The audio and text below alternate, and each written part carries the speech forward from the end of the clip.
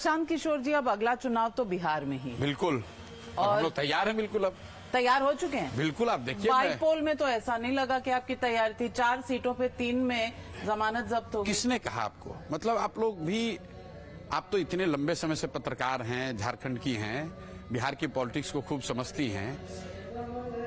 ये निश्चित तौर पे कह सकते हैं कि बाईपोल में जितनी उम्मीद लोगों की या हमारी या हमसे लोगों की थी, उतनी वैसा रिजल्ट नहीं आया। लेकिन 2 बातें जो हम लोग 3 साल से कह रहे हैं कि बिहार परिवर्तन के लिए बिल्कुल तैयार है। वो किसी भी हालत में इनकम्बेंट को वोट नहीं करने जा रहा है। बिहार में लोगों ने, ज्यादातर लोगों ने ये मन बना लिया है कि परिवर्तन चाहिए, बदलाव तो चाहिए।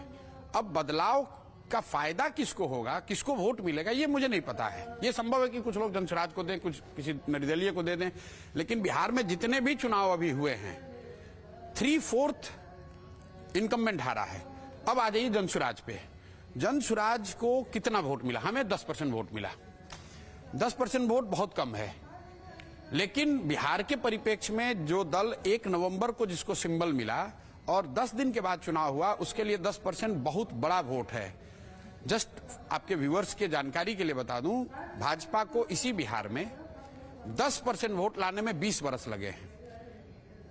पिछले चुनाव में भाजपा को बिहार में 19.6% वोट आया है। नीतीश जी इतनी पुरानी पार्टी है, 20 साल से मुख्यमंत्री, उनको आज तक 15% ज्यादा वोट बिहार में नहीं आया। बिहार जैसे राज्य में 10% वोट से हम लोग शुरू किए हैं जब मेरा सिंबल नया था। उस सिंबल को मैं क्यों बार बार हाईलाइट कर रहा हूं? दिसंबर में जब चुनाव हुआ विधान परिषद का, तो जनसुराज को 22% वोट आया। हम लोग 2nd नंबर पे हैं, आरजेडी 3रे पर और एनडीए 4थे पर। लेकिन सवाल तो हमेशा यही होगा कि 2 यहाँ पर अलायंस हैं। एक है आरजेडी कांग्रेस की अलायंस, दूसरी तरफ है एनडीए जेडीयू और बीजेपी की। आप वोट कटर का काम करेंगे जैसे कांग्रेस ने दिल्ली में केजरीवाल के लिए किया? भाई देखिए, वोट कटर के लिए तो अगर आप 5, 7, 8, 10% वोट ला रहे हैं तो आप वोट कटर ना। हम 22% वोट लेकर आए हैं, तो हम एक सीट पर, बाकी नहीं, दिसंबर में जो चुनाव हुआ उसमें हम लोग 22% वोट लेकर आए हैं। देखिए, टोटल 2 इलेक्शन हुआ जो सिंबल पे नहीं हुआ।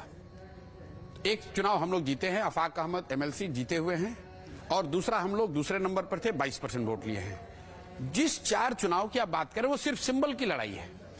अगर सिंबल ना हो आपके पास, तो लोगों तक बिहार जैसे राज्य में सिंबल का पहुंचना और लोगों की जानकारी होना कि भाई यही सिंबल है जिस पे बटन दबाना है, वो बड़ा चैलेंजिंग काम है।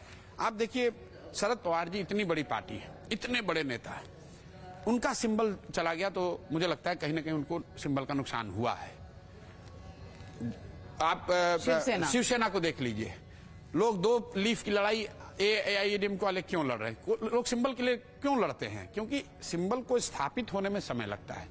अब व्यवस्था ऐसी है संवैधानिक, ये भी बात आप जान लीजिए कि इनकम्बेंट के लिए हमेशा क्यों परेशानी है। इसलिए परेशानी है कि अगर हम चाहें भी तो हमें सिंबल नहीं मिल सकता है।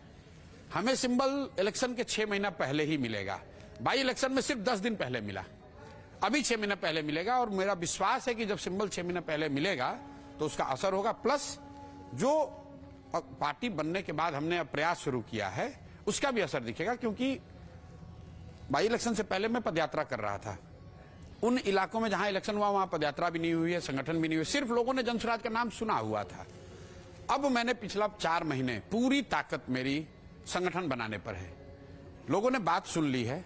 लोग ये कह रहे हैं कि नहीं, प्रशांत किशोर बात तो ठीक कह रहे हैं, बिहार में ऐसा प्रयास होना चाहिए। और एक बड़ा वर्ग है जो ये कह रहा है कि अगर बिहार में परिवर्तन हो सकता है, कुछ सुधर सकता है, तो प्रशांत किशोर जनसुराज कर सकते हैं। यहां तक बात आ गई है। अब वो कर पाएंगे कि नहीं, उसके लिए हमारे पास संगठन होना चाहिए।